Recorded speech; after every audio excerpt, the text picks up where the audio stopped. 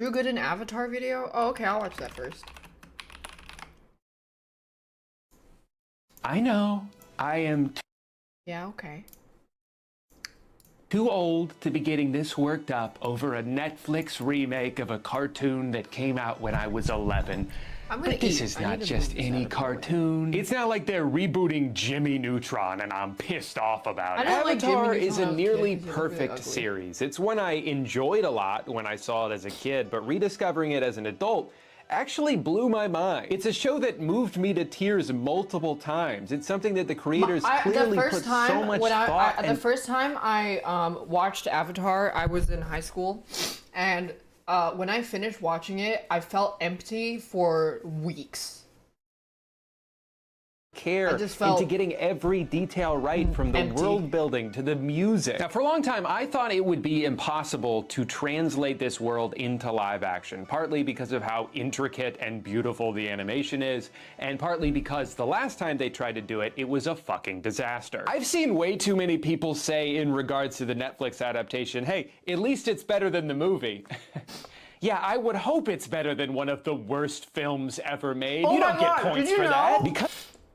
Maybe I'll Because wait. of how goofy and awkward this movie looked, I assumed it just couldn't be done. That this world was simply unadaptable to live action. And in a lot of ways, Netflix proved me wrong. Did you know This the girl that plays Katara in the M. Night Shyamalan movie was the daughter of some guy that was complaining to Disney board members about how there's too much diversity in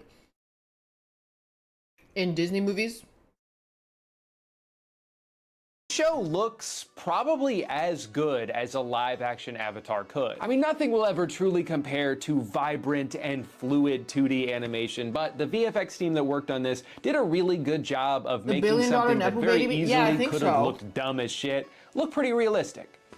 Except for the airbending, I don't know what happened there. Yeah, a lot of the scenes are directed a little jarringly, and it's way too dark sometimes, but with what they were tasked with bringing to life here, I think they deserve a lot of credit. But it's funny to me that Netflix nailed the part that I thought couldn't be done well and messed up all of the stuff that should have been a slam dunk. Let's start with the pilot, because I started writing this video 10 minutes into the first episode. The pilot condenses the first 3 episodes of the animated series into one premiere, which on paper works really well. The end of episode 3 really is where the prologue ends. We've established the world, we've introduced the characters and a little bit of their backstories, and they're literally flying away from their past as they venture forth onto their journey. And while the very beginning of the show doesn't quite reach the heights that it eventually will, I think this is all paced really well and does a good job of doling out enough information to explain what's going on, while still having the restraint to hold on to some things that can be revealed when the time is right. We open on 2 of the 3 main characters, Sokka and Katara. We learn that they're siblings who live in the Southern Water Tribe. Katara is a waterbender, Sokka is not. He belittles her ability, they bicker for a bit, it escalates, and then Katara waterbends so hard that a 12-year-old bald kid falls out of an iceberg. Wait, that's not just any bald kid, that's the Avatar. No one's seen him in 100 years, what the hell? No time to stop and explain everything though, because they have inadvertently alerted a nearby Fire Nation ship of their presence. This is Prince Zuko and his uncle Iroh. They've been banished from their home and sent on a now 3-year quest to find the Avatar, a quest that may just be about to end. Some chaos ensues, a fight breaks out, but ultimately with the help of his new friends, Aang is able to escape Zuko, and the 3 of them fly into the sunset. Now that brings us to episode 3, and there is still a crucial piece of information that the showrunners have not yet revealed to Aang because they're waiting until the right moment. The gang heads to the air temple that Aang grew up in, a place where Sokka and Katara know is probably filled with dead airbenders, but they don't have the heart to break it to him. He's so cheerful and excited to just show them where he used to play with his friends. How do we tell this kid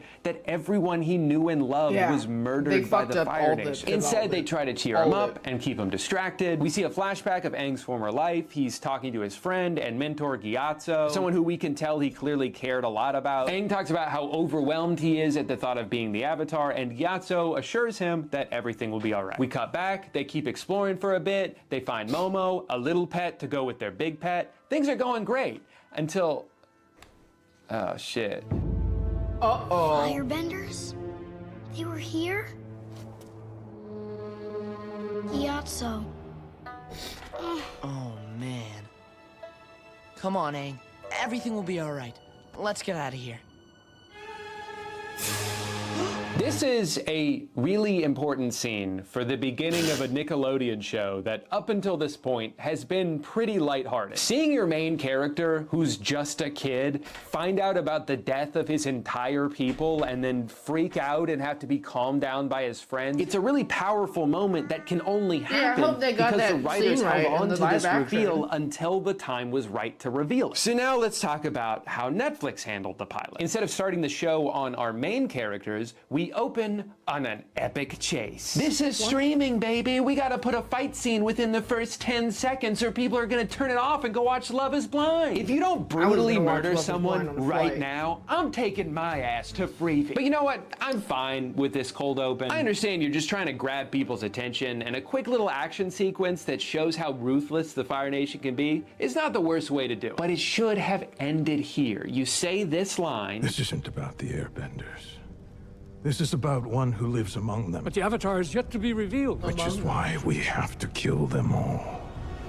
And then we cut to present day to the three main characters, similar to how the cartoon did. I actually think that would have been a really effective opening, because if you've never seen the show and you just watch the Fire Lord say, we gotta kill all the Airbenders, and then you cut 100 years into the future and you see an Airbender that survived, you'd probably be like, how did that happen? I'm gonna stick around to find out. Instead, we come back from the title sequence and we're still in the past on the day of the aforementioned invasion. I guess we're just gonna do the whole show chronologically, lest anyone be confused. We meet Aang and Gyatso and see them stand and talk for a while, and then we get to watch some people sit and talk for a while, and we cut back to Aang and Gyatso, and they do more standing and more talking, and then Aang flies away, and a whole bunch of murder happens. Oh my god, so much murder. I'm talking several uninterrupted minutes of murder, because remember, this is a show for grown-ups. Cartoons are for babies. We got a bunch of dead bodies in this one. What's crazy to me about this entire sequence is that while they're so insistent on showing something that I honestly think had more emotional impact to just see the aftermath of, they make no attempt to show us any aspects of Aang's personality. I mean, don't get me wrong, the writers take the time to explain Aang's personality to us. He and Gyatso tell us all about him. I know who I am. I like to play airball and eat banana cakes and goof off with my friends. That's who I am. I feel bad for this kid because he seems like a very good actor, but the writers keep giving him lines that make it sound like he's about to burst into song. Yeah, it feels like Don't even theater. trust me to feed the baby bison, and I'm supposed to save the world? Why can't I just be a kid? But this isn't even the worst example of tell, don't show that they do in this episode. Remember I told you about how Aang finds out that all the Airbenders are dead, how he stumbles upon the corpse of his former best friend, surrounded by all of the firebenders it took to take him down. Here's how they do it in this show. Most of them had just arrived for the Great Comet Festival. The Great Comet Festival. The last time that the Great Comet was seen in the sky was 100 years ago. Someone just tells him about it. Everyone in the village knows this story, but you don't. Just as you don't know that airbenders haven't been seen in generations, and that the Southern Air Temple was the first to fall, because you've been trapped in that ice this whole time. Gran reads out loud the entire opening theme for like 2 straight minutes while he has to just sit there and give reaction faces before running out of the room crying. And then he's sad for like 10 seconds and then everything is fine. No time to mope, buddy. You gotta do another walk and talk. This is infuriatingly bad writing. You took one of Aang's most impactful moments from the beginning of the show and turned it into someone else's monologue. It's so weird to me when shows are clearly in a rush to establish as much information as possible, I guess because they think people will get confused and turn it off if they don't have their hand held through every interaction. But it feels counterintuitive. I think what gets people to continue watching something is mystery. You don't need to answer every question I have within seconds of me having it. You can reveal information in small doses and slowly add to it piece by piece. That's what's going to compel me to keep watching something, not paragraphs of expository dialogue whenever you feel like you've got some lore blanks to fill. It's also weird to me that they still try to recreate the air temple moment in this episode, even though it's not new information for Aang. He goes and sees dead Gyatso, who was evidently much easier to kill this time around, and still goes bananas and still has to be calmed down, but it doesn't really make sense because he already knows about this. All my friends, they're all gone. It actually feels like kind of an overreaction considering he barely gave a shit about it earlier. Also in the original, Katara is the one to calm Aang down while he's in this state. She tells him that she knows what it's like to lose someone you love, but the world needs him and they're here to help no matter what. It's a great moment for the three of them because it gives closure to Aang's past while bridging the gap into this present journey they're about to go on. In this version, Katara just watches while we see a bunch of flashbacks from earlier in the episode, in case you were looking at your phone during that part. You are my friend. I really don't understand the obsession with Gyatso in this version. He is an I have to wash my hands. I'll be right back.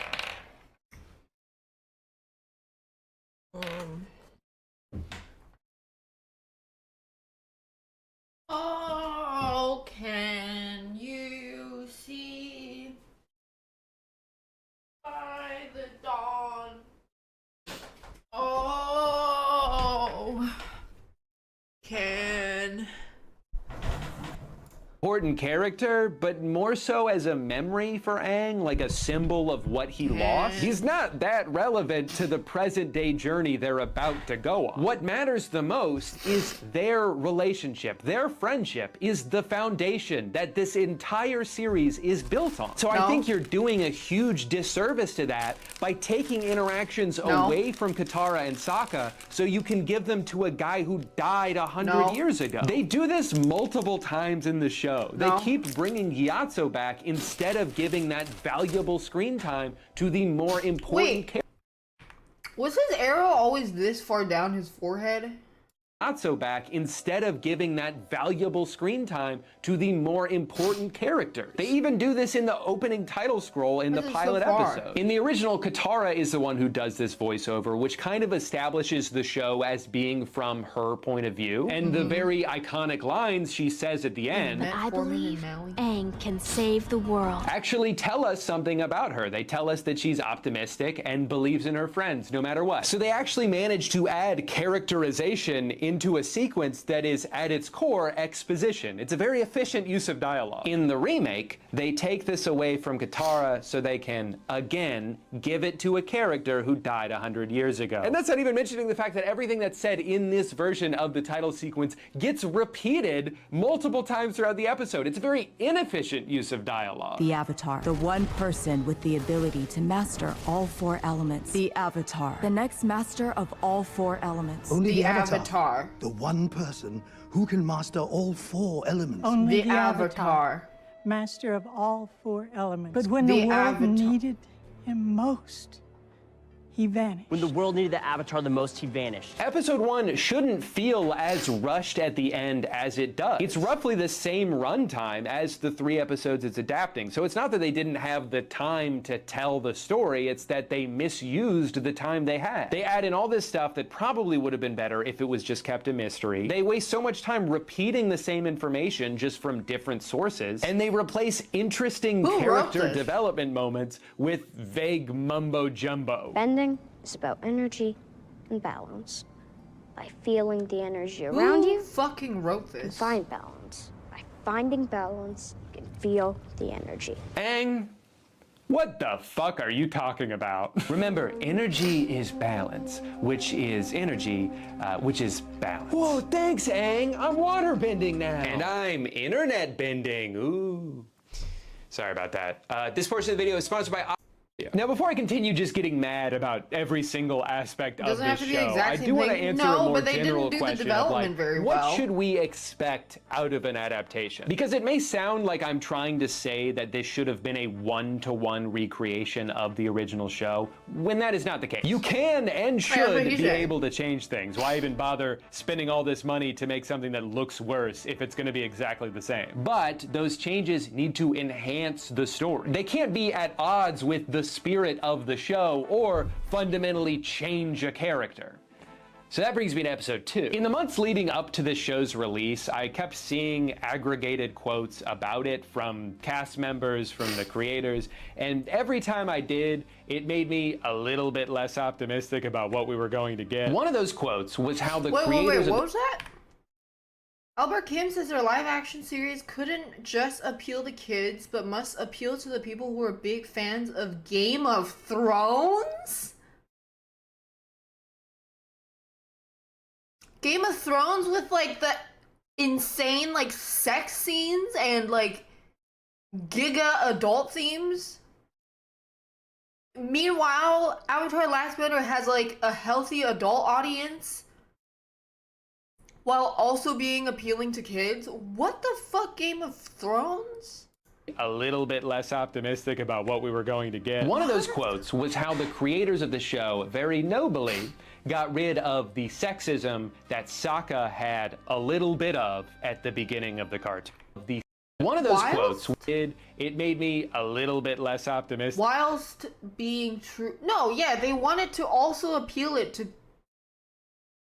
Yeah, they wanted to appeal to people who like Game of Thrones, which is like a completely different thing. There are tons of movies and TV shows from 20 years ago that absolutely have not aged well. But I think you're missing the point if you try to lump this show in with those. Sokka is an overconfident but misguided teenage boy who grew up isolated from the rest of the world, where he has been tasked with being the sole leader and protector of his entire village. As a result, he begins the show with a pretty dated sense of what men and women should be expected to do. He's constantly making belittling remarks to his sister. He meets the warriors on Kyoshi Island and is relieved to see that they're just girls. Here's the thing, and then they proceeded to make everything like just stupidly spelled out because they think you're fucking stupid. Is not glorifying his behavior. In fact, they're very much doing the opposite. Because you know what happens right after he says these things? He is immediately proven wrong. He underestimates Suki and the rest of the Kyoshi warriors, and they kick his ass. He's so embarrassed by this that he comes back with his tail between his legs and apologizes and begs to learn from them. It is meant to be a humiliating and humbling experience for him, one that also props up the women around him. It's vindicating for Katara, who's had to deal with... I think the writer wanted to make something that was more him than to have the show be... Like, he wanted his touch to be more notable than the fact that it was going to be a remake of the show. Because I don't know how the fuck you can end up with something like this steaming pile of shit when it's already... And it establishes you already have a foundation for it. It's not unchecked. It's not something that the showrunners are celebrating. His misogyny is immediately met with repercussions. Are we really at a point where we can't even show a character on TV doing something morally disagreeable? Can audiences truly not understand the difference between a real-life human being expressing a shitty belief and that belief being portrayed in a piece of fiction? And look, I'm not here to die on the hill that you gotta keep the misogyny in the show, man. It was so funny. Like, there's other ways for the writers to show Sokka having a flaw that Suki can use to get a leg up on him. So what do instead? She walks in on him taking a bath and just fucking stands there, staring at him with googly eyes. And then in their training scene together, they have to stop every 10 seconds because of all the sexual tension. Avoid it.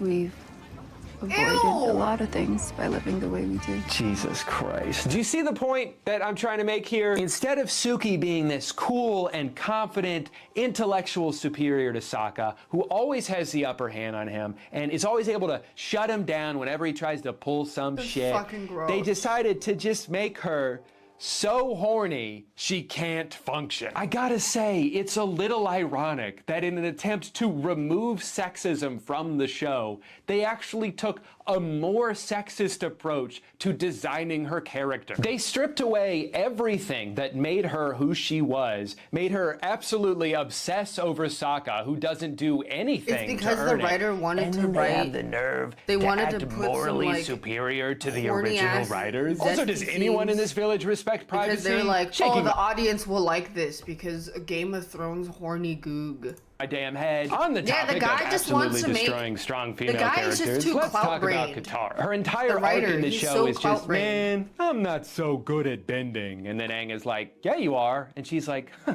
you're right. I'm actually the best. She is not given any personality whatsoever. Her entire existence is tied to her waterbending ability, which is not what made her such a great character in the cartoon. Instead of showing how fiery and passionate Katara can be, and how her optimism sometimes backfires because the world they're living in is so beaten down, and how she can be a great leader and friend to everyone around her, not just because she's strong, but because she's empathetic and brings out the best in people. They just made her real good at fighting, and that's it. You are a waterbender. Are they gonna That put is who some you fuck have ass always Zuko been, x Katara and shit in there always too? will be. And she doesn't even need any help because she's so talented. Always has been, in fact. I wasn't even really trying. It's just What? not an interesting choice when compared to how the original show handled her growth. They had this great episode early on where Katara gets jealous of Aang because he's the Avatar and everything just comes so easily to him. But what this showed about her character is that she desperately wants to be good at waterbending, will go to great lengths to be able to do it, and has to work twice as hard as Aang. So when we get to the end of the season and she does surpass him in skill, we know it's because she worked really hard to get there. And that is more admirable than her just being handed this power. I mean, literally handed. Gran just gives her this scroll that in the original show, she went to great lengths to steal. For Katara, her main motivation in season 1 is to get to the Northern Water Tribe so she can find someone to teach her waterbending, something she's always wanted but has never had access to because she's always been the only waterbender in her tribe. And then they finally get to the North Pole, and I guess she doesn't actually need that because instead of asking Paku to train them, she begs him to let her fight. First of all, why are you asking permission? He's not gonna stop you. Just go do it. What, is he gonna follow you around and tie your hands behind your back because you're trying to fight the fire? Just go fucking do it. But the point they're trying to make is that she's so powerful, she doesn't even need someone to teach her. Okay. Well, then why doesn't she just go defeat the Fire Lord herself? She has this line at one point where she's like, we need you, Aang. I need you. No, you don't. You don't seem to really need anyone. The fact that everything comes so easily to her makes it so there's no payoff at the end. It makes this line... You found a master, haven't you?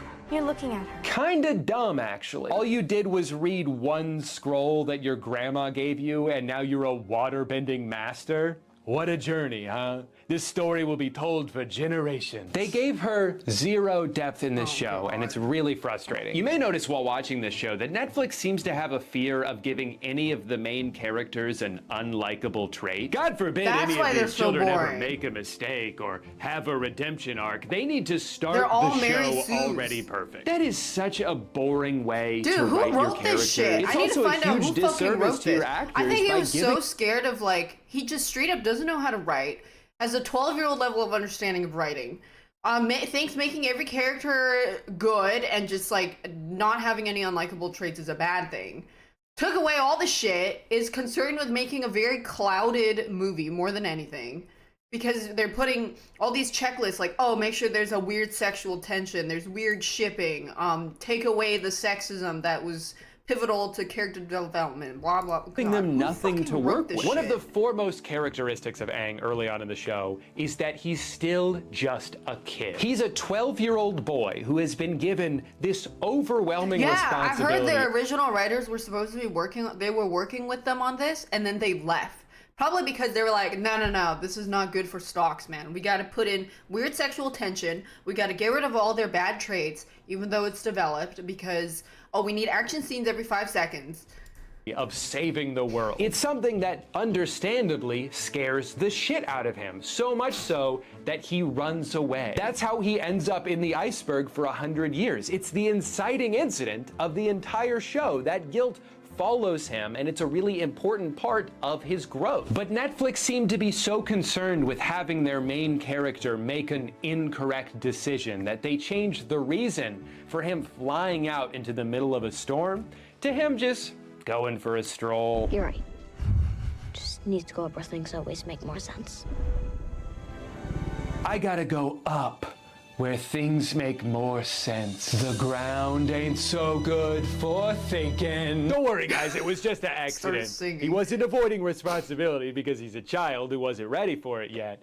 He was just getting some fresh air. Yeah, they made everybody marry Suze in the middle of a Gary lightning Suze. storm. Okay, great. So instead of him showing signs of immaturity, he's actually just an idiot. Another thing about Aang still being a kid is that he's not always focused on the task at hand. That's something he has to grow into. This is his very first line in the original show. Will you go penguin sledding with me? He's constantly getting distracted and wanting to go on side quests because he's a little boy. Of course, it's not like that the whole show, but it gives him a starting point, so by the end, you can see how much he's matured. Netflix Aang really don't got a whimsical bone in his body. He is extremely serious and solely focused on getting from point A to point B. He's not written like a child. He's already the season 3 version of it. Netflix, if you want your characters to be able to grow, you will never make they it. need You will to have never a be place good at to anything. grow You will from. forever Yeah, be he known takes as the a time to cash deliver grab his little writer, soliloquies ruining a about how beloved much franchise. he yearns to goof. But those are just words. We never actually see him do those things. It also makes it so his whole interaction with Boomy makes no sense. Boomy's like, there's no time for fun, Aang. You've got to go save the world. It's like, yeah, he knows that. He's already very good at not having any fun. This is one of the worst written arcs in the entire show because everything they say contradicts what they're doing. Boomy tells him to quit playing games and go do your job as the Avatar. Meanwhile, he's the one holding him hostage, giving him games to play. Aang wants to leave the entire time. Just let him go and he'll do the things you're asking him to. Aang's immaturity also lends really well to the narrative shift that happens. No, the thing is they don't respect the show because they're more concerned with making a show that they made instead of respecting the original. They want to have their legacy show through this show by putting in all these checklists of what they think is going to make a show do well because they think the general audience is fucking dumb. The first season, because for a long time he's like, yeah, I gotta save the world eventually. They're but more first let's concerned go with here making it and their fuck around show. here for a little bit. And then we get to They're episode 8 and the former morons. Avatar is like, no dude, you actually have to defeat the Fire Lord by the end of the summer, because this comet is gonna come, and if you don't do it before that, he's gonna be invincible. Mastering the elements takes years of discipline and practice. But if the world is to survive, you must do it by summer's end. It's this great shift in momentum that adds even more stakes to the equation. It puts a timer on everything. They kind of do that in this one. They give him a vision of the North Pole being attacked, but that doesn't do anything to address the overarching goal of having to learn and master all 3 of the elements. Something that, small note here, he doesn't do any of the entire season. They set that up as one of the main goals in the original first season, and we see a bunch of examples of Aang learning waterbending and before having it pay off in the finale. Aang doesn't waterbend once in this version. He's so Albert behind. Kim hasn't been a showrunner before this, some TV writing credits, and used to be a magazine writer. How the fuck did he get this job? How in the fuck? Actually stressing me out. It would have And been that's one of the wise to lead have writers? focused on your training. What the fuck? That is disgusting. He was a writer and editor for Sports Illustrated? What are these shows? I've never heard of these. Wait, that's 7.3 stars? That is crazy. That is so ass. Ew. During your journey. I swear to God, if they start season 2 and Aang is already very good at waterbending, implying that there was a bunch of progress that happened off screen, I'm gonna lose my mind. And don't try to tell me that I already have. This is me on a good day. As you watch more of the show, it makes a lot of the additions more frustrating because everything has a cost. If you have to cut out character development moments... I mean, you can tell already that the whole team working on this don't have an understanding of the show and the audience when they said they wanted it to appeal to kids as well as the Game of Thrones audience that makes no fucking sense. The space to show a bunch of airbenders getting set on fire, you might want to take a step back and reconsider your priorities. It starts to become a little obvious why the creators of the original show left this project almost 4 years ago over creative differences. According to them, they were promised that they would be given the job of guiding the show in the right direction, and they were lied to. Dude, I'm so tired of these dumbass executives who make $2 million every second getting involved in things that they have no knowledge in? Why even hire the original creators of the show if you're just gonna ignore their input and act like you know their story better than they do? Why Made by the previous creators of Left 4 Dead. 2 guys. Concern over making characters unlikable when that was never a problem to begin with. Everybody loved Katara and Sokka and Aang, even with their imperfections. Imperfections are what make characters relatable. And it's like this was all supposed to be the problem with network TV. Streaming was supposed to be the solution to this. We're not going to micromanage and enforce a bunch of arbitrary rules. We're just going to trust the showrunners to do the job that we hired them to do. Yet somehow over the course of the past decade, we've just kind of reinvented cable.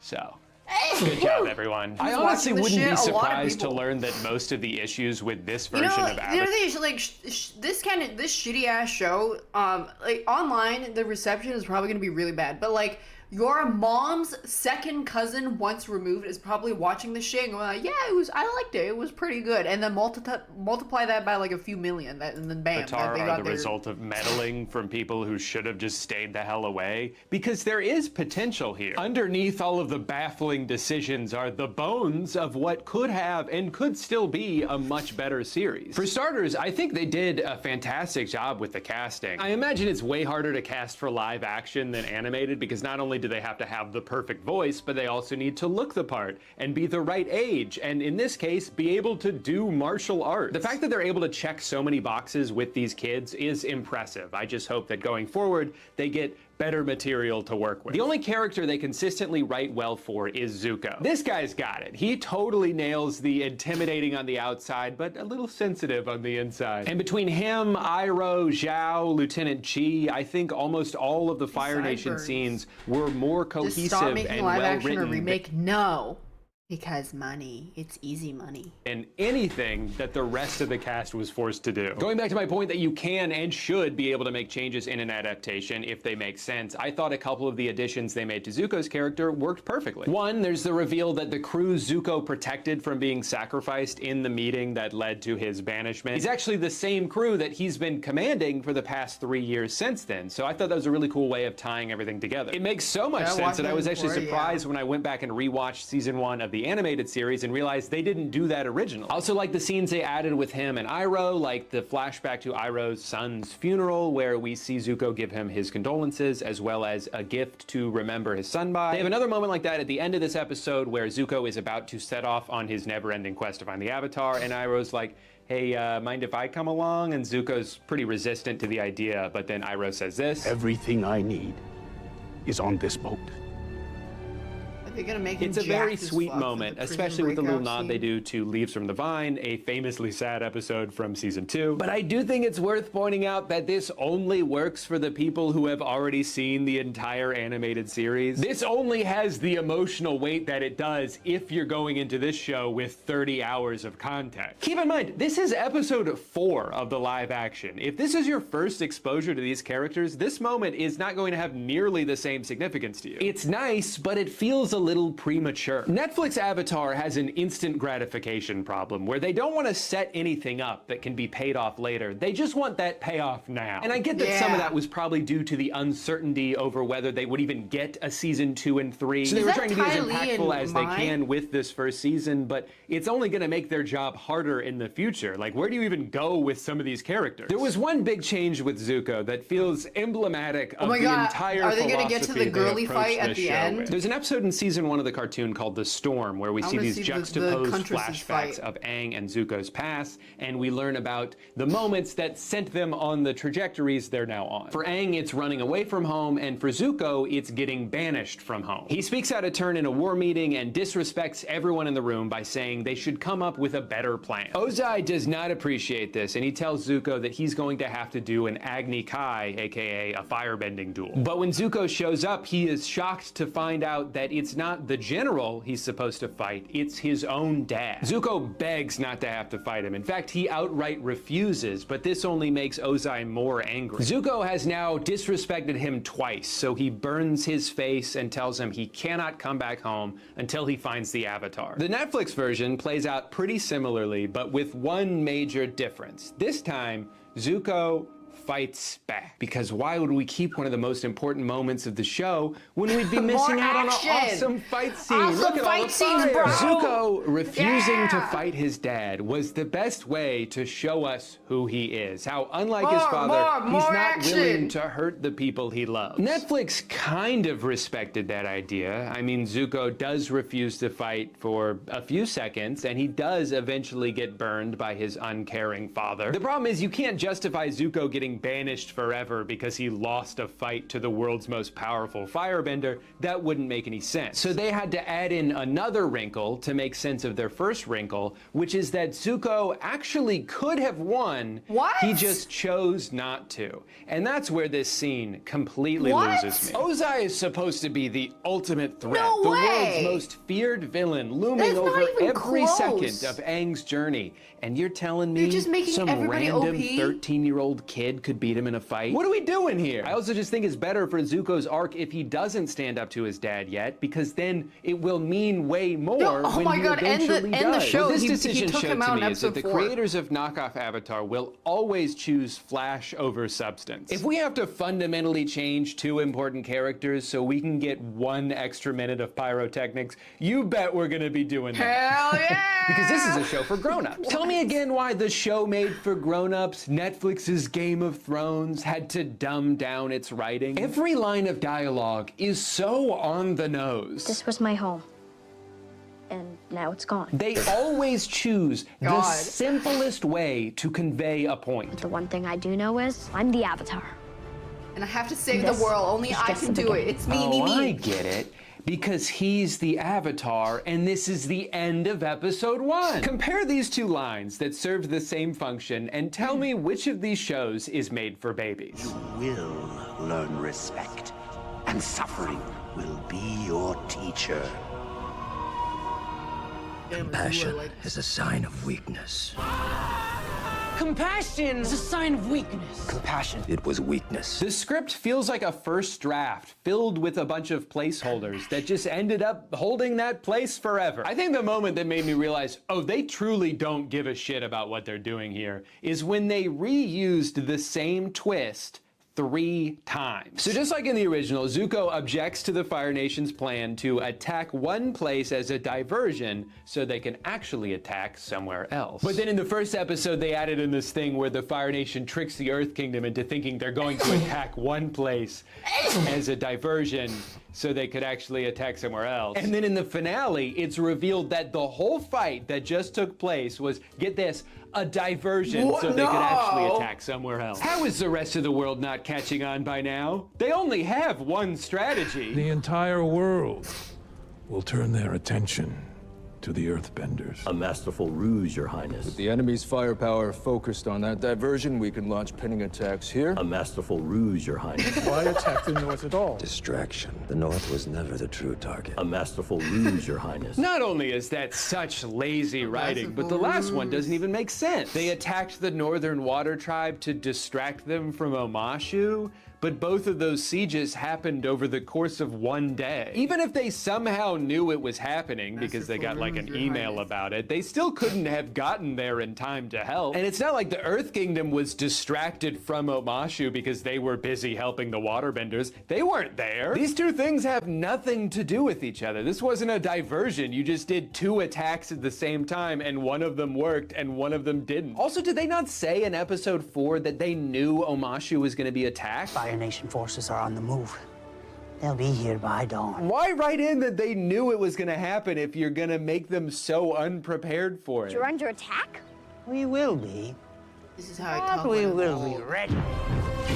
Is anyone in the writing room keeping track of things that they've said? I know some people are gonna watch this video and accuse me of just being a hater, but like, I didn't want to not like this show. Believe it or not, it's way more fun for me to like stuff than it is to not like stuff. I will root for success for this show and everyone involved. I got genuinely emotional watching the cast react to the news that they got picked up for 2 more seasons, and I didn't even like the first one. I'm just happy for them that they get to keep working on this. I think there's a lot of room to grow, and I'm happy that they're being given the opportunity to try and do that. I hope that the Netflix corporate overlords who pushed for all the changes that people are complaining about can listen to the criticism and realize that they're only making things worse by intervening.